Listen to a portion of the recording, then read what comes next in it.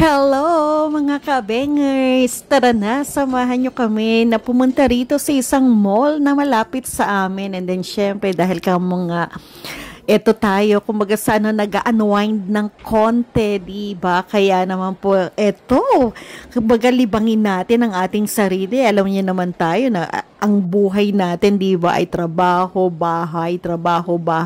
Kaya naman eto, may chance tayo na, oh my God, narinig niyo na ba yun? Diba, yung pagpasok ko ay talagang may alarm na agad. Grabe na, diba? So, ituloy ko lang, diba? Kahit papano naman ay makapag-relax tayo and unwind, diba? At eto na nga, napasok namin tong butik na to, diba?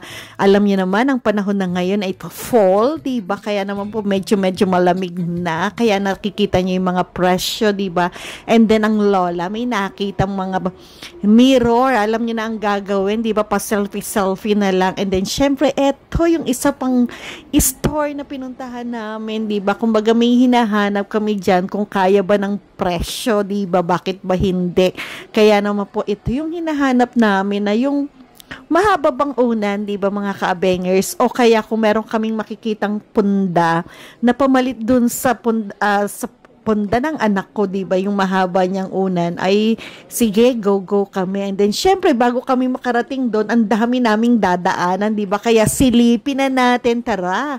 And then, alamin na natin kung magkano yung mga presyo nito, di ba mga ka-abengers ko? And then, sa ngayon, ay medyo hindi pa ganun kaano ang sale nila, di ba? Kumbaga, nasa mga original price pa. Kaya naman po, sige lang, at least, kumbaga isang kasiyahan na natin, di ba, na ito ay, ang ating mga mata, di ba? Kumbaga sa talaga naman pong sumisilip-silip, di ba? Minsan yun lang ang mahirap minsan pagka ikaw ay napapalabas, di ba? Ay hindi pwedeng hindi ka makakagastos di ba mga ka-abengers ko? At eto na nga yung punda, yung unan pala, di ba? Wow! Nagulat ako sa presyo, ganun pala ang price niya, di ba? Imagine mo yung 29.99 and then yung isa pa na yung tinitingnan namin, wow, mas mahal pa pala, di ba mga ka-abengers ko? Kaya sabi na, okay, daan lang. And then eto, naghahanap kami ng pundang mahaba, pero tingin-tingin, pero wala nga kaming nakita di ba mga ka-abengers ko? Kaya ayan, silipin nyo na lang o magkano yung presyo niyan. And then, bukod pa dyan, mga ka-abengers ko, diba?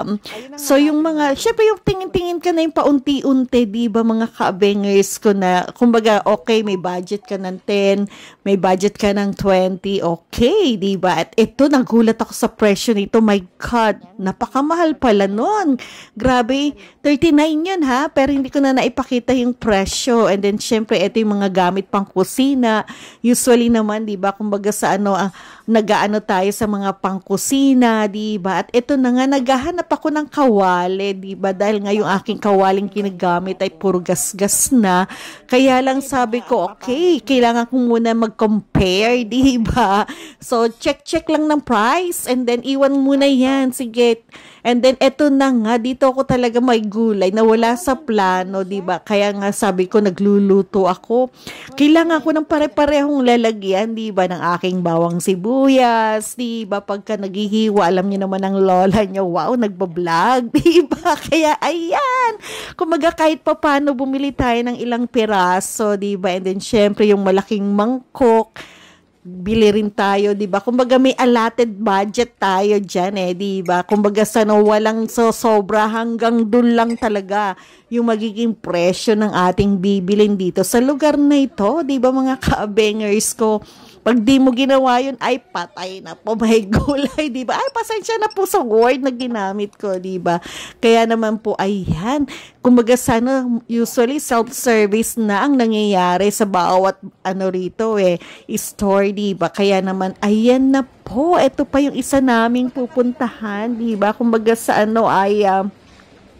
yung talagang kailangan lang sa bahay yung aming mga bibilhin dito, diba? And then, syempre, kung may makikita kami na talagang sale, diba? Bakit ba hindi? Diba mga kaabeng? Oh, wow! Nag-cart pa. Akala mo naman talaga todo yung mga bibilhin diba mga kaabengers ko? Kaya naman po, eto, tayo, ikot-ikot na naman. Yan lang naman tayo, di ba? Paikot-ikot. And then, ayan na nga.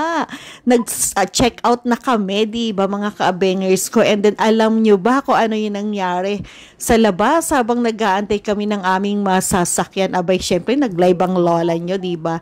And then, hindi lamang yan. Syempre naman, ang saya namin dyan, sa totoo lang. And then, lahat ng mga taong lumalabas galing sa, ay talaga naman pong pinagtitinginan kami.